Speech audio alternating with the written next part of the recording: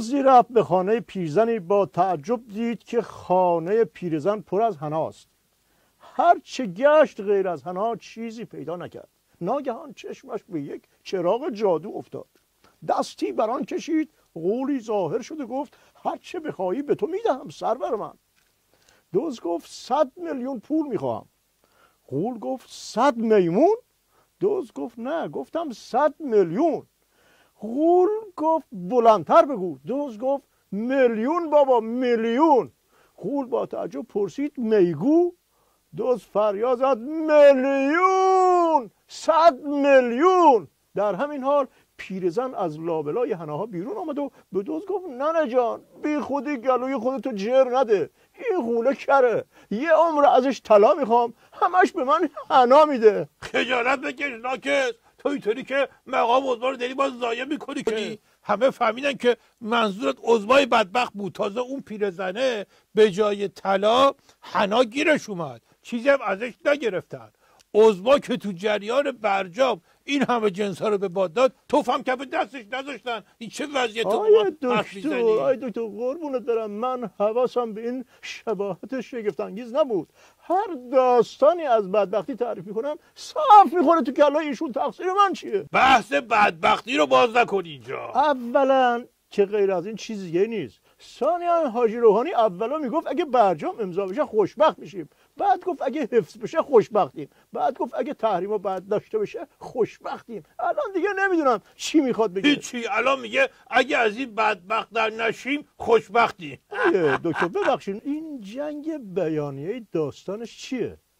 اول خبرگان بیانیه دادن، بعد یه عده گفتن روحشون خبر نداره، بعد امضای پای بیانیه رو عوض کردن نوشتن رئیس خبرگان، بعد دولت جوابشو با یه بیانیه داد. یه عده میگن روحانی معذرت بخواد، اونوریا میگن خودتون که نذاشتین برجام پیش بره معذرت بخواین. عظمای بدبخت یه خطی به اینا داد که همچین نرم و آروم و اون زیربیرا پیش ببرن. یه نوکی داد که اینا عرق ریختن ولی نتونستن. منظورش همین یقه‌گیری و اینا بود، ولی ارزه نداشتن امضای پای یه بیانیه رو راستوریز کنن. کار رو نباید داد دست آدم گیج. مرحوم ابوی همیشه میفرمودن بذار بهادر، عرض میکردم بله، میفرمودن که مشنگه ساعت باباشو برد پیش ساعت ساز. ساعت ساز نگاه کرد گفت به بابات بگو که موتورش خرابه. مشنگه گفت بابای من که موتور نداره، 206 داره. روشن شد یا چی بزنم کتاب بیانیه معذرت خواهی بدی بیرون. آقای دکتر، سوالم در مورد سفر ظریف به چین و روسیه و بلژیکه. الان که ظریف با توپ پر شخصا و حضورا رفته سراغشون، بهتره که حساب کار خودشونو بکنن. این تو میری از اون تو میری یا نیست؟ وضع خیلی خرابتر از این حرف هست. آره این یکی رو درست اومدی، وضع خرابه. نه با افه دوزاری ظریف میشه درستش کرد، نه با او هارت و پورت سلامی مشنگ که دوباره پارک کرده و چادرم کشیده روش، اصلا پیداش نیست. اولش با ژست و پوز میان، بعد تقش در میاد. اولش میگفتن که آمریکا پاره کنه ما آتیش میزنیم، بعد شد 3 هفته وقت میخوایم بررسی کنیم، حالا که میگه 2 ماه وقت میدیم شما بگی ما چه کار کنیم.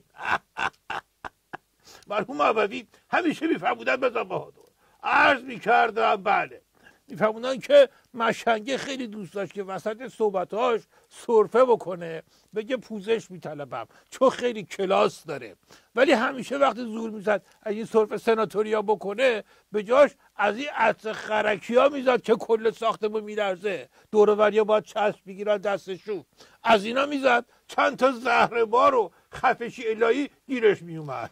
تو یعنی بالاخره نتایج سفر ظریف رو شما میتونین پیش بینی کنید؟ پس داشتم گل لقب میکردم اینجا تا با این سوال کردنت. خب سفر رو دارم میگم دیگه، کشکم بارش نمیکنم. مقام عظمام که دوباره رفت رو سایلنت.